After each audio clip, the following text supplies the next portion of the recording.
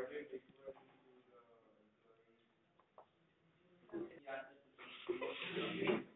laugh and don't choose such kind of words. Come on, boy. What's your name? What's your name? Try to come up with words and try to use English when you're talking in the class. But still, what you are saying, you should first of all just analyze that in your mind and speak out. Okay? Don't make others to laugh on you. I've noticed this whenever. No, I have a problem. I have a problem when somebody laughs at anybody. आपको कोई मसला नहीं है लोग आपका मजाक उड़ाएं, कोई मसला नहीं है आपको।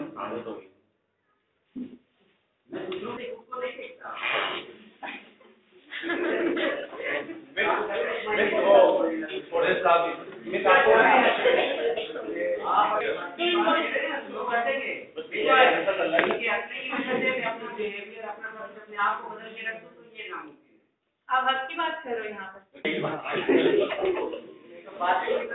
मैं आपसे क्या बोल रही हूँ, आप कहाँ जा रहे हो? बहुत आगे बढ़ना है। नहीं, इसको सीधा करना पड़ेगा।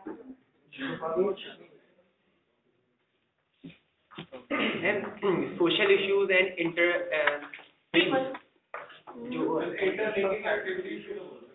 organization के interlinking interpersonal. Exactly, interlinking activities with interpersonal roles. Interpersonal roles are basically the roles which are visible in nature or which are symbolic in nature. ठीक है, आप symbolic किसको कहते हो? जो कि ज़्यादा prominent होती है, ठीक है? They are the roles which are assumed by the managers, which are basically visible to rest of the organization employees. ठीक है, कुछ ऐसे लोग जो ऐसा role assume कर लेते हैं, kind of आप कह सकते हो कि basically they are the ones who are representing the organization in front of others. ठीक है, अभी जब इसकी क्लासिफिकेशन की हम बात करेंगे तो ये आपको और ज़्यादा क्लियर हो जाएगा। Let's suppose हम फिगर हेड को लेते हैं। फिगर हेड कौन होता है? This again is the one who is visible in. For example, this is the one who is representing the whole group of people in front of the organization. ठीक है, कोई public speaking है, बात करनी है, उसमें आपके तमाम ग्रुप नहीं चला जाता बात करने के लिए। You actually nominate one person. ठीक है, वो जो पूरे ग्रुप के बिहाफ पे बात कर रहा होगा, that person is basically visible in nature. यही होता है ना? For example, क्लास में आपका जो CR है, वो पूरी क्लास के बिहाफ पे तो बात करता है। जैसे आप लोग क्लास के टाइमिंग में थोड़ा बहुत चेंजेस चाहते हो, आपकी consent, who will come forward to speak to the teacher? The CR. It means the CR is a visible person. ठीक है, so this is the idea of figurehead role. Similar is the case with leader as well. Leader कौन होता है? जो पूरे group of followers को lead कर रहा होता है, जो लीड कर रहा होगा, जो उनको डायरेक्शन दिखा रहा है, जो उनको इन्फ्लुएंस कर रहा है, जो उनको मोटिवेट कर रहा है, that again is the one who is actually visible or symbolic and बात समझ आ रही है यहाँ तक? ठीक है, liaison. Yes, what do you mean by liaison? Anybody knows the meaning of it? No. Liaison is a word which actually means the one who links two organizations.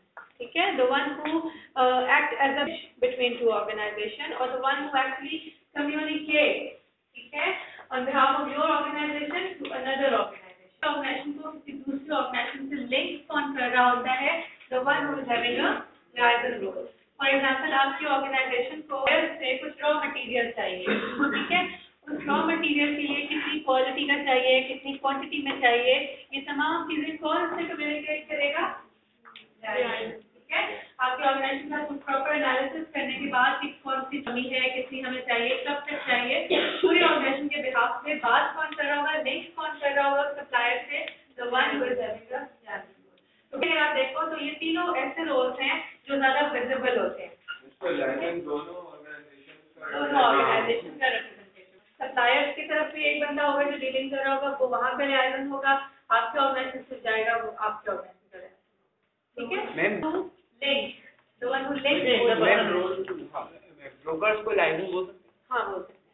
ठीक है, वैसे इंटरपर्सनल रोल में एक बंदे के उस मतलब एक होता है, जिस तरह आप कह रही ना, ये एक ही बंदा है और वो ही पूरी दो कंपनीज में कर रहा है। ठीक है, तो वो इंटरपर्सनल रोल मतलब एक ही बंदे के ऊपर पूरी वो डेफिनेशन एक बंदे के ऊपर जाएगी। ठीक है, बिल्कुल ये भी हो सकता है, एक ही टाइम पर एक एम्प्लॉय ये तीनों रोल भी अज्यूम कर सकता है, लेकिन हो सकता है कि आपका फिगर एज अ लीडर तो को फॉर्म कर रहा हो, लेकिन लीडर के लिए आपने दूसरा अपॉइंट किया हो। Are you will me now? ठीक है, तो एक एम्प्लॉय तमाम रोल्स को भी परफॉर्म कर सकता है, लेकिन उसके लिए ज्यादा एम्प्लॉयज के अपॉइंट कर सकते हैं। ठीक है, फिर हमारे पास आ जाता है इंफॉर्मेशनल रोल। अनदर क्लासिफिकेशन है इंफॉर्मेशनल रोल। Very simple.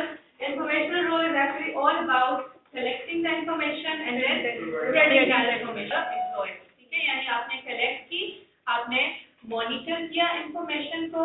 ठीक है, मॉनिटर कौन होता है? जो चेक करता है। क्लास में मॉनिटर आप किसको कहते हैं? स्कूल लेवल पर मॉनिटर वो होता है जो क्लास में चेक करता है।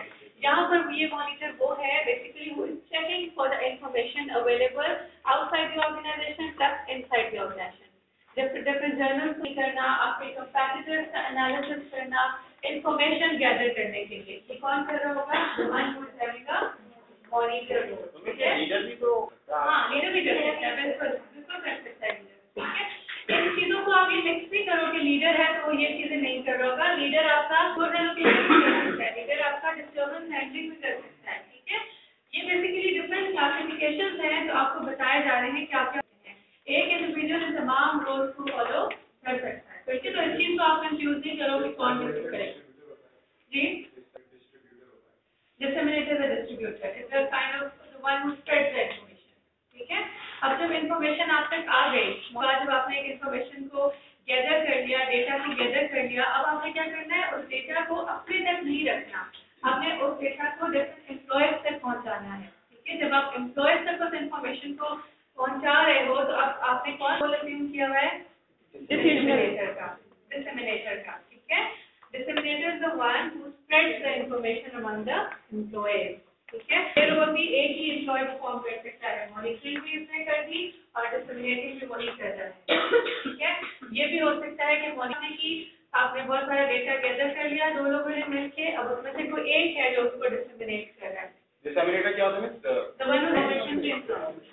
ठीक है, फॉर एग्जाम्पल मैं आप लोगों को ये लेक्चर कोर्स पढ़ाने के लिए आई हूँ, तो मैंने बहुत सारी बुक्स को रेफर किया, बहुत सारी वेबसाइट को स्टडी किया, डिफरेंट नॉलेज लेकर आई। अब वो मेरा कौन सा रोल था?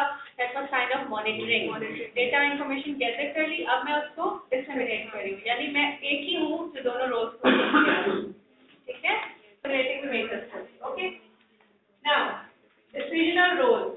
Decisional role is all about making choices. When you are having two or more cases, you are actually required to make different choices. And when you are making different choices, it means you are assuming a decisional role. Decisional role के अंदर कौन-कौन सी आ जाती हैं categories? उसमें आप कह सकते हो डिस्टर्बेंस हैंडलर भी होता है, उसमें एलोकेटर भी होता है, उसमें मेजर भी होता है। Now what is disturbance handler? इस डिस्टर्बेंस हैंडलर के लिए आप एक और वर्ड देख लो जो इससे आपका कॉन्फ्लिक्ट हैंडलर। ठीक है, service handler is the one who actually resolves the conflict. ठीक है, अब एक पॉइंट यहाँ पर आप समझ लीजिए कि कॉन्फ्लिक्ट की आपके पास दो टाइप्स होती हैं। ये आपको बुक्स में नहीं मिलेगा, if you want to make a notes on it you can write. ठीक है, कॉन्फ्लिक्ट की आपकी दो टाइप्स होती हैं, one is the positive conflict, another one is the negative conflict. One is positive conflict, another one is a negative conflict. ठीक है, positive conflict is actually constructive for organization, while negative conflict is destructive for the organization. Positive constructive होता है, negative destructive होता है। ठीक है, ये दो हो गए आपके conflict की टाइप, राइट? अब जैसे ही कॉन्फ्लिक्ट का माइंड हम लोग के माइंड में आता है, हम लोग ये सोचते हैं कि कॉन्फ्लिक्ट एक ऐसी चीज है जो हमेशा खराब होती है ऑर्गेनाइजेशन के लिए। ठीक है, यानी ये नहीं होना चाहिए कॉन्फ्लिक्ट, राइट? कॉन्फ्लिक्ट है डिफरेंस ऑफ ओपिनियन। ठीक है, एक ने कुछ बोला, दूसरा उसका अगेंस्ट बोल रहा है। ठीक है, लेकिन ये बात अब सामने आई है कि positive conflict is basically good for the organisation. How? यानी आपने कुछ बोला और आपने कुछ बोला, आपने कि वो इनका ओपिनियन आपसे डिफरेंट था, दोनों ने अलग अलग बात की, लेकिन पॉजिटिव वो किस तरह से होगा, कंस्ट्रक्टिव किस तरह से होगा कि आप दोनों की बात को, उन दोनों का एसेंस लेते कोई एक ज्यादा अच्छी बात प्रोड्यूस कर दी। ठीक है, दोनों का इन्फ्लुएंस आ गया और ज्यादा अच्छी बात प्रोड्यूस हो गई। That is to idea exactly. So this is something which is constructive for the organisation and this is known to be a positive conflict. ठीक है, डिस्टर्बेंस हैंडलर का रोल कब आता है? कॉन्फ्लिक्ट आपका नेगेटिव होगा। ओके। जब आप नेगेटिव कॉन्फ्लिक्ट की बात करते हो तो बेसिकली ये वो कॉन्फ्लिक्ट है जो आपकी ऑप्शन को डिस्ट्रॉय कर सकता है, आप उसको ज्यादा हार्श वर्ड में ये कह सकते हो, ठीक है। फॉर एग्जाम्पल आपने कुछ बोला और आपने कुछ बोला, अब आपके मैं इसकी बात सुनूंगा ही नहीं, जो मैंने कह दिया बस वही इम्प्लीमेंट होना चाहिए, वरना मैं स्ट्राइक पे चला जाऊंगा, वरना मैं ऑर्गेनाइजेशन क्विट कर दूंगा, जो भी आप रीजन दे सकते हो उसके लिए। बेसिकली दोनों में फ्लेक्सिबिलिटी नहीं है, ठीक है। इस चीज को आप क्या हो, this thing can become destructive for the organisation. Now the role of a disturbance handler is basically to resolve such kind of conflict, ठीक है। दोनों को कूल डाउन करेगा, दोनों की बात सुनेगा, कौन गलती पर है, कौन सही बात कह रहा है, इन चीजों को आप एनालाइज करने के बाद तो प्रॉपर सोल्यूशन दे रहे होंगे, फिर कंक्लूजन पे या डिसीजन पे आ रहे होंगे, ठीक है। This is the idea of a disturbance handler. बात क्लियर होगी? फिर है आपके पास resource allocator, who decides about the resources to be assigned to the employee, who decides about the resources to be assigned to the employee। किसने कौन सी resource पे काम करना है, किसने कौन से सॉफ्टवेयर को यूज करना है, किसने कितने घंटे काम करना है, ये तमाम एलोकेशन कितना है आपका रिसोर्स एलोकेटर, ठीक है। Resource allocator is the one who actually decides out the resources to be assigned to the employee, ठीक है। अच्छा, रिसोर्सेज आपने असाइन कर दी, हर एम्प्लॉय जो आया है वो किसी रिसोर्स के ऊपर काम कर रहा होगा, कोई इक्विपमेंट आप समझ लो, कोई मशीनरी, कोई सॉफ्टवेयर, ठीक है। अब कौन डिसाइड करके देगा कि आपने किस पे काम करना है, आपने किस पे करना है, इसको आप क्या कहते हो, रिसोर्स एलोकेटर, ठीक है।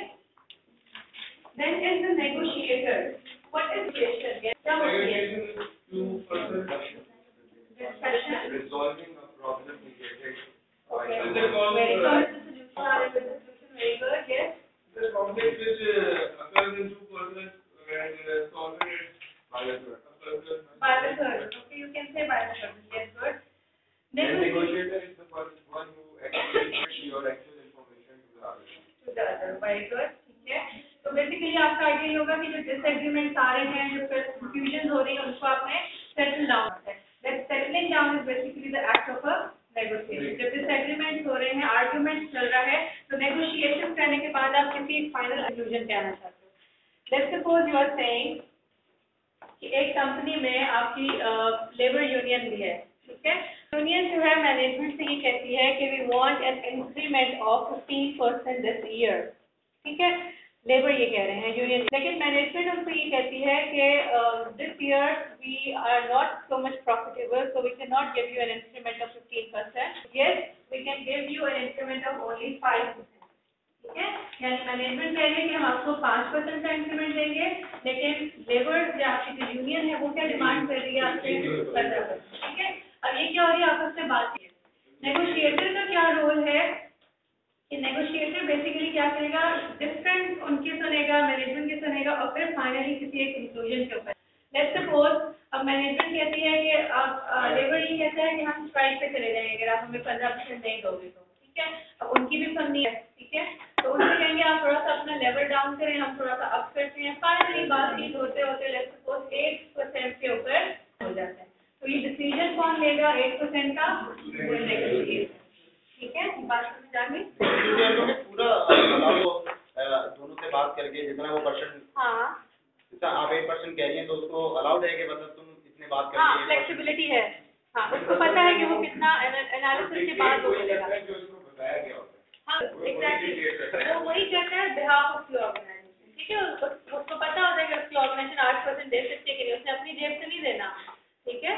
तो वो आज तो पता है कि ऑर्गेनाइजेशन में भी ऑर्गेनाइजेशन 10% अफोर्ड कर सकती होगी, लेकिन वो अच्छी अपनी उसकी वजह से क्या करेगा 8% के ऊपर में भी उन दोनों का क्या हो गया, पेमेंट हो गया काइंड ऑफ, ठीक है। दोनों के लिए डील कर रहा है ना वो। अब जाहिर है आप ये भी नहीं अफोर्ड कर सकते हो कि आपकी जो यूनियन पार्टी है वो स्ट्राइक पे चली जाए। अगर स्ट्राइक पे चली जाएगी तो अगेन सफर कौन करेगा, ऑर्गेनाइजेशन सफर करेगी। मिडिल मैन नहीं हो सकता क्योंकि हाँ। वो उनका रिप्रेजेंटेटिव मिडिल मैन कहना चाह रहे हैं कि बीच का है जो उनकी भी सुन रहा है, उनकी भी सुन रहा है और फिर कोई डिसीजन ले रहा है, इस सेंस में वो कहना चाह रहे हैं। आप क्या बोल रहे हो? मैं कह रहा हूँ कि मिडिल मैन कैसे हुआ कि वो अपनी पार्टी की सुने वो 8% को वो बात तो लगा सकते हैं। यूनियन लीडर जो है वो उनका रिप्रेजेंटेटिव नहीं, बेसिकली वो क्या कर रहा है, ये एक ऐसा न्यूट्रल आप कह सकते हो होता है जो कि दोनों के इंटरेस्ट को देखता होता है, हाँ, काइंड ऑफ थर्ड पार्टी, ठीक है। जॉब का नेम ही नेगोशिएटर। हाँ, इसका रोल, उसमें जब वो परफॉर्म के रोल को आप नेगोशिएटर कहते हैं, ठीक है, जो रोल वो परफॉर्म कर रहे हैं, ठीक है। बात उसका यही होता है ना कि जो है उसको आपको टाइम में सेटल डाउन करना। आगे चले। नहीं, सारी मैनेजमेंट स्किल्स है ना। जी जी। अच्छा जी, अब आ जाएंगे आपके पास स्किल्स। मैनेजर के पास क्या क्या स्किल्स होनी चाहिए? Technical skill, human skill and conceptual skill. Okay? Technical skill is actually the one which deals with the job. यहाँ पे ये given है आपको, it deals with the job. क्यों कहा जा रहा है कि this is the one that deals with the job? Actually, technical skills teach you that how to be proficient or expert or specialized in a particular area. ठीक है? Technical skills आपको ये सिखाती हैं कि आपको अपने पर्टिकुलर एरिया के बारे में हर और बाइट का पता होना चाहिए, ठीक है। जो भी आपका एक एरिया है, सपोज अगर आप एचआर की बात करते हो तो एचआर के अंदर क्या क्या चीजें हैं उसकी एक एक चीज का पता होना चाहिए, स्पेशलाइज होना चाहिए अगर आप कहते हो कि टेक्निकल स्किल्स हैं, right. Technical skills basically gives you the proficiency in everything which is related to that specific area. बात क्लियर है? अगर कोई मशीनरी पे कोई काम कर रहा है तो उसको एवरी बिट एंड बाइट के बारे में पता है, वो कैसे ऑपरेट होनी है, अगर उसमें कोई एरर आ रहा है तो उसको कैसे आपने सॉर्ट आउट करना है, ठीक है। हर चीज के बारे में आपको एग्जैक्ट होना, इन डेप्थ नॉलेज होना is the name of technical skill, ठीक है। Human skill, this is a skill which deals with the people. Mean by this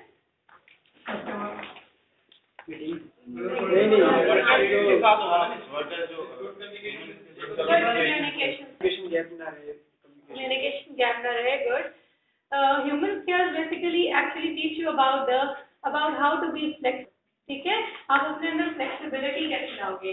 You all know कि आजकल ग्लोबलाइजेशन बहुत ज्यादा हो रही है, ठीक है। ग्लोबलाइजेशन क्या होती है? डिफरेंट कंपनीज आ गई एक रीजन में काम करने के लिए। फॉर एग्जांपल पाकिस्तान में अब आपका इंडिया के लोग भी हैं, लोग भी हैं, मे बी यूके के लोग भी काम कर रहे हैं। ये क्या है? This is actually the time where you are having now different kind of people who belong to different cultures, different religions, different language and different society, ठीक है। जब आपके पास इतना डिफरेंस होगा लोगों का, जब आपका कल्चर ही दूसरे कल्चर से मैच नहीं कर रहा होगा, तो वहाँ पर क्या होता है, वहाँ पर डिफरेंट किस्म के कॉन्फ्लिक्ट्स, ठीक है। उन कॉन्फ्लिक्ट्स को अवॉइड करने के लिए, एक स्मूथ एनवायरनमेंट में काम करने के लिए, which skills do you require? Because these skills basically tell you that how to interact with people, how to work well with different kind of, how to be flexible, उनकी भी सुने, अपनी भी सुनाए, ये तमाम चीजें आपको किसके थ्रू आएंगी? Human skills. ये बात समझ, ठीक है। अगर आपका ह्यूमन स्किल्स नहीं होगी तो इसका मतलब ये है कि आप फ्लेक्सिबल नहीं हो, और जब आप फ्लेक्सिबल नहीं हो तो इसका मतलब ये है कि आप दूसरे के साथ नहीं कर सकते हो, right. Conceptual skills, dealing with the ideas, okay? Making a vision for the organization, making a mission for the organization, giving a direction to the organization for something new and different, thinking of unique ideas, innovation, creativity, ये तमाम चीजें आपकी conceptual skills का part है, ठीक है। आप एक प्रोडक्ट बना रहे हो, आप सोचते हो कि इसमें मजीद इनोवेशन क्या लाई जाए, ठीक है, इसको कैसे डाइवर्सिफाई किया जाए, ये तमाम चीजें आपकी conceptual skills का पार्ट होती है। थिंकिंग, ठीक है, नए नए आइडियाज लेकर आए। मैं तो एक चीज है, मेरा अगर कोई आदमी काम कर रहा है किसी कंपनी में, तो हर किसी बात नहीं कोई वो होती है कि आप जो है सबको अपने ऑफिसर्स को जाके बता रहे हैं कि भाई आप ये चेंज कर देंगे, ये एक बंदा होगा कि एक वो आपके ख्याल में टेक्निकल स्किल्स कौन से लेवल पर? Very good, why? Because he is a supervisor, he know how to manage his staff. बिल्कुल, एग्जैक्टली, ठीक है। सुपरवाइजर, ठीक है, या लोअर लेवल आप इसको कह रहे हो, ओके। टेक्निकल स्किल्स मैंने आपको बताया, लेबर्स आपके मशीनरी पे काम कर रहे हैं, तो जो फर्स्ट लाइन मैनेजर्स थे वो उनके कामों को क्या कर रहे थे? डायरेक्टली सुपरवाइज कर रहे थे। जो डायरेक्टली सुपरवाइज करेगा कंप्लीट नॉलेज या प्रोफिशिएंसी रख सकता है उस पर्टिकुलर एरिया के बारे में। एक मशीनरी कैसे ऑपरेट होनी है, ये फर्स्ट लाइन को ज्यादा अच्छे से पता होगा बनिस्बत के सीईओ के। क्यों? CEO उसमें डायरेक्टली इन्वॉल्व नहीं है। आप कॉन्सेप्चुअल स्किल्स की बात करोगे, ये कौन से लेवल पे आएंगे? टॉप लेवल जो आपका क्वेश्चन था, ठीक है। हर कोई नहीं होता, इसमें आपका टॉप लेवल ज्यादा इन्वॉल्व होता है, ठीक है। Not for the CEO, this is for the department manager. This is for the, I am talking about different levels here. Okay, I'm talking about different levels here. I'm not talking that only CEO would have the conceptual skill. It could be a director, because director again is included in the top one level. The thing I want to say here is those who are having some kind of say in decision making, वो आपके top आ जाते हैं, और जिनकी कोई say होती है, obviously वहाँ पर आपकी ये वाली skill ज़्यादा required होगी, ठीक है, क्योंकि आप उसमें इन लोगों में भी इतना होगा जो आपके फर्स्ट टाइम है, क्योंकि डायरेक्टली सिर्फ मशीनरी के साथ इन्वॉल्व है, मे भी अपने दूसरे कंपैरेटिव का एनालिसिस अच्छा नहीं कर रहे, उसमें दूसरे एरियाज में इन्वॉल्व नहीं है। अब इनका काम क्या है? इनका काम ही है कि इन्हें ऑर्गेनाइजेशन के लिए विजन बनाना होता है, they are the decision makers और द ओनर्स ऑफ ऑर्गेनाइजेशन। जब आप विजन बनाते हो तो ऑब्वियसली आप हर तरह की क्रिएटिविटी लेकर आ रहे होते हो उसमें, ठीक है। आप चाहते हो कि आप अपने कस्टमर्स को कुछ नया दो, कुछ डिफरेंट दो, जो आपकी दूसरे ऑर्गेनाइजेशन दे रही है उससे हट के आप कुछ प्रोड्यूस करो, so that you can attract the customer, ठीक है। आपको पता है कि हम लोग हमेशा नई चीज चाहिए होती है, वांट समथिंग डिफरेंट, ठीक है। तो इस चीज को केटर करने के लिए organisation they try to think differently, ठीक है। अच्छा, ह्यूमन स्किल कौन से लेवल पे है? Sure, This is more middle level. Top manager, means lower के अलावा This mostly middle level. We have to communicate with the top and lower को छोड़ के सब होंगे, जोर को छोड़ के सब होंगे, मीन्स क्योंकि लोअर भी तो होना चाहिए, किसी ना किसी को किससे कांटेक्ट करेगा, मतलब पूरा कोई लोअर तो नहीं है। there is three of them. All Human skill is a skill which is required equally at every level. Why? Because even if you are a non-managerial staff, then again you are interacting with somebody. आप बिल्कुल isolated होके काम नहीं कर रहे हो, कहीं भी आपका कोई इंटरेक्शन हो रहा है एक दूसरे के साथ, वहाँ पर आपको कौन से स्किल्स की जरूरत है? Human skills. ये स्किल्स वो है जो आपके अंदर एक फ्लेक्सिबिलिटी का एलिमेंट लाती है, आपने जो सुननी है, ठीक है, उसके साथ अच्छे मूड में और अच्छे एनवायरनमेंट में काम करना है। तो ये वो स्किल है equally required at every level organisation, either वो नॉन मैनेजरियल हो, आइदर वो टॉप हो, मिडिल हो या फर्स्ट टाइम लेवल, ठीक है। मैम कभी कभार मुश्किल नहीं हो जाता होगा क्योंकि लेबर इतने लिटरेट नहीं होते होंगे जो कि इतना कम्युनिकेट कर पाए मैनेजर्स के साथ, तो कम्युनिकेशन गैप आ जाता होगा? हाँ बिल्कुल आता है। देखो जो बिल्कुल अगर आप कहते हैं ना इलिटरेट हैं, तो उनके साथ डीलिंग के लिए फर्स्ट टाइम मैनेजर, ठीक है, और जो फर्स्ट टाइम मैनेजर्स होते हैं वो भी कुछ बहुत ज़्यादा हाईली क्वालिफाइड नहीं होते, तो उनको उनकी क्या साइकी है, कैसे डील करना है। लेट्स सपोज यूनिवर्सिटी में जो पियोन्स हैं हमारे, ठीक है, हम सबको पता है कि वो इतने पढ़े लिखे नहीं है, ठीक है। अब जो इतने ज़्यादा पढ़ी उनकी डीलिंग के लिए ऑफकोर्स आपका HR मैनेजर या हमारा हेड ऑफ डिपार्टमेंट उनसे डील नहीं कर रहा होता, उनसे कौन डील करता है? जो आपकी चीफ एडमिन है, ठीक है। Now this is deal with them, किसको कितने टिश्यू पेपर्स की रिक्वायरमेंट है, कौन सा स्टफ खत्म हो रहा है, ये तमाम डीलिंग उनके साथ कौन कर रहा होगा? वो जो आपके चीफ एडमिन है। अब फिर मैनेजरियल लेवल पे आ जाते हैं फर्स्ट लाइन, जिसको आप लोएस्ट लेवल कहते हो, ठीक है।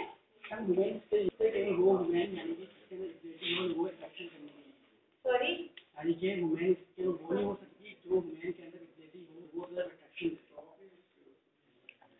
अट्रैक्शन है, नो जैसे तो कंपनी में किससे अट्रैक्शन करे, तो मतलब ये तो अगर अट्रैक्शन की जगह कस्टमर से अट्रैक्शन करवानी है वो एक अलग चीज, लेकिन कंपनी की में देखो कंपनी में ह्यूमन स्किल वो है, इसका मतलब ये हो सकता है कि अपनी बात को ऐसे कन्वे करें कि लेबर कन्विंस हो जाए।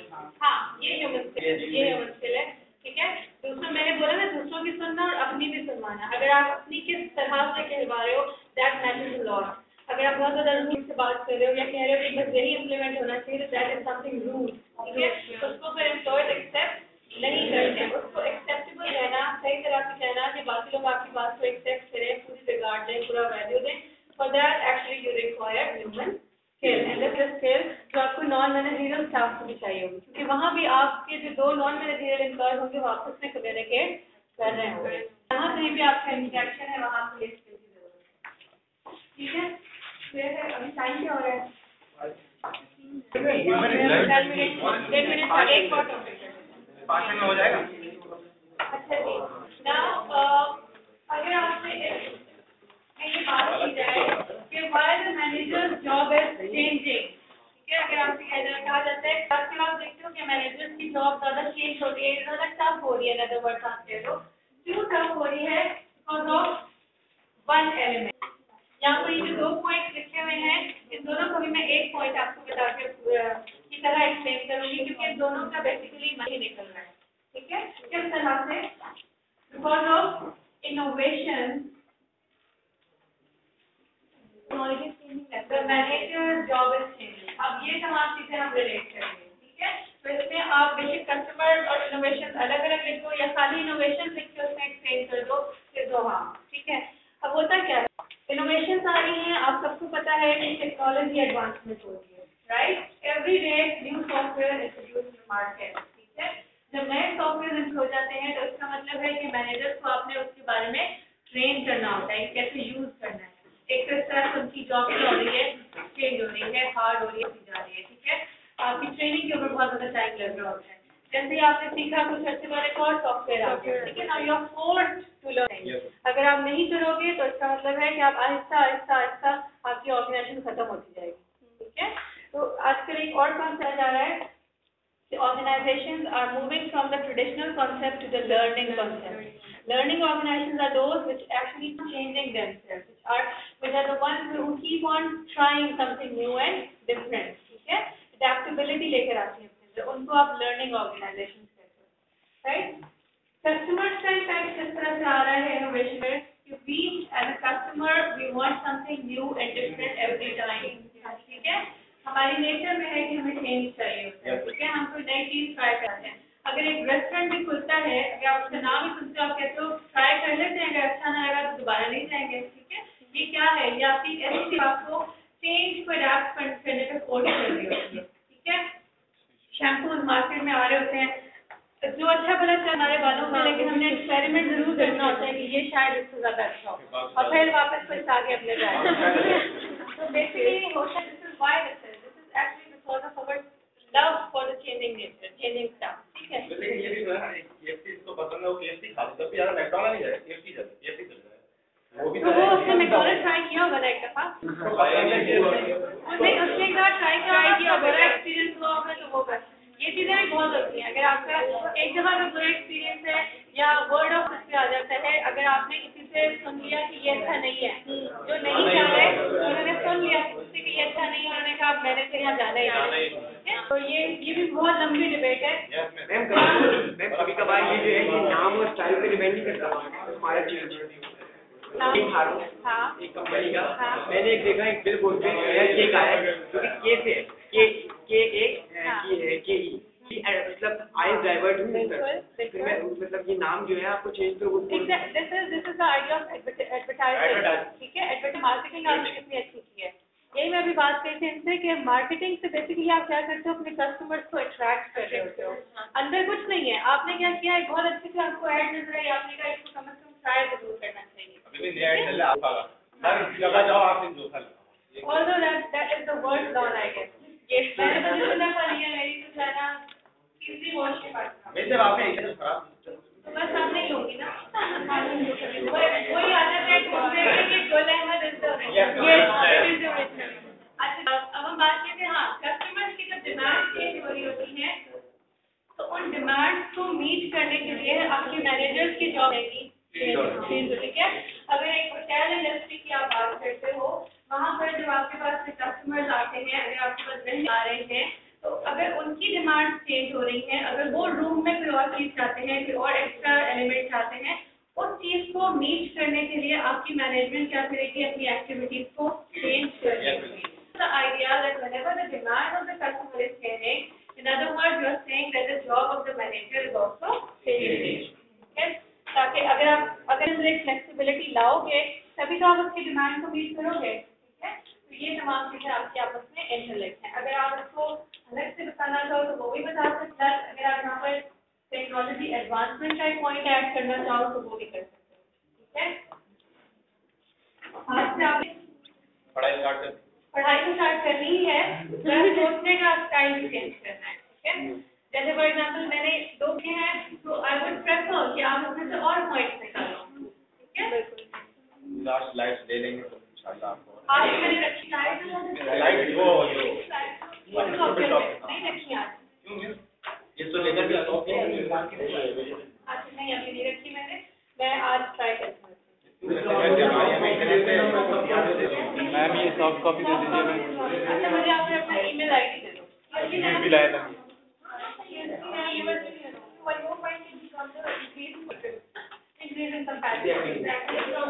And then, one more point, unemployment increases pressure of job. Unemployment. Unemployment.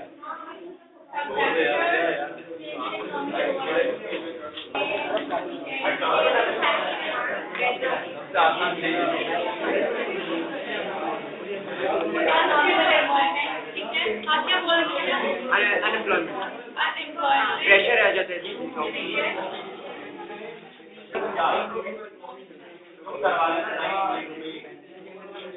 Unemployment बहुत वैलिड पॉइंट है, क्योंकि उससे आपके जो अंदर जो काम कर रहे हैं उनके ऊपर एक प्रेशर होगा, हमारी जॉब पे रिस्क पे आ सकती है। इसलिए वो क्या करेंगे, नए नए टेक्नोलॉजी टॉप लेवल पे भी प्रेशर हो।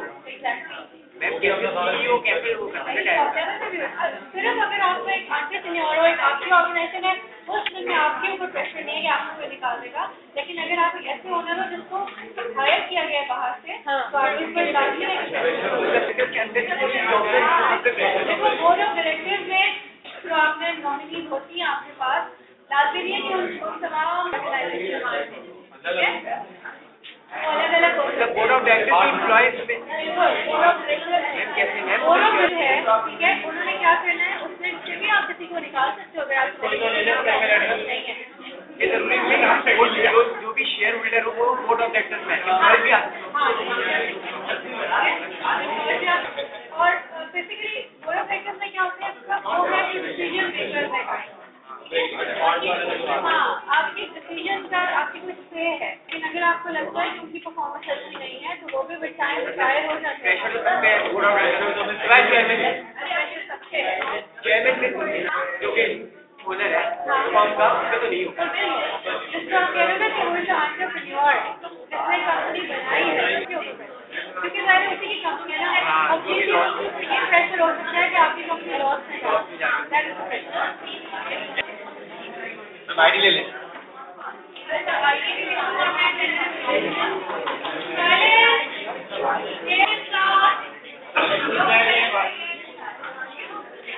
हमारे बच्चे मशहूर हो रहे हैं। क्यों इतनी बातों का शौक है? सब अलग अलग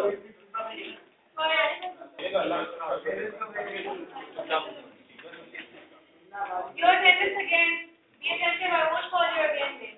Nishan Akram, Muhammad, Rafi, Abdul Samad, Faryal, present ma'am. Neha Akram, present ma'am. Khadija, present ma'am. Yunus Fatma, present ma'am. Halima, present. No talking at all. Other start marking you absent.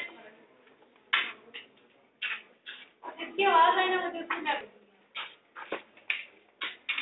इनास्था Myra Ayesha Sidra आत्मा फायजा आसिया तहलील गुलाम फातिमा हसन अहमद सलाउद्दीन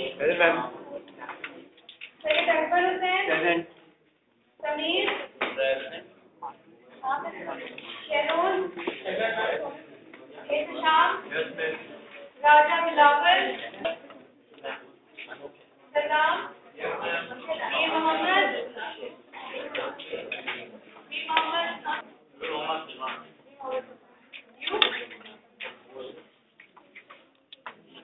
आकिब फरमान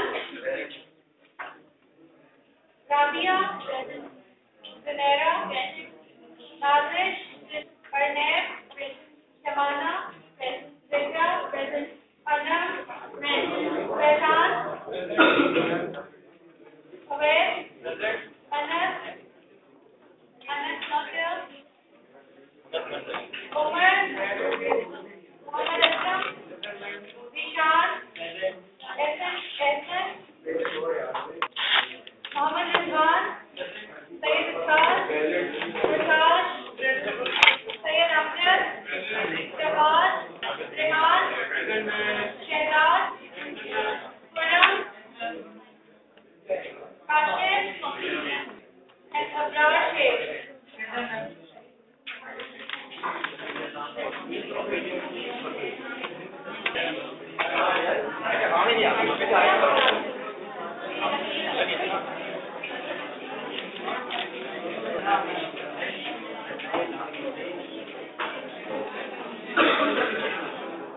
next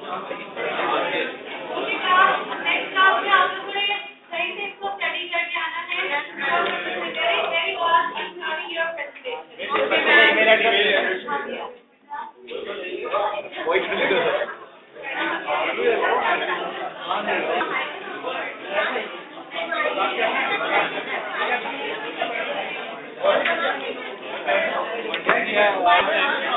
Monday से या Tuesday से upload करूँगा। नहीं अब page पे नहीं करूँगा, अपने ब्लॉग पे करूँगा। अपने ब्लॉग में पेज पे नहीं करूँगा, पेज पे नहीं होगा।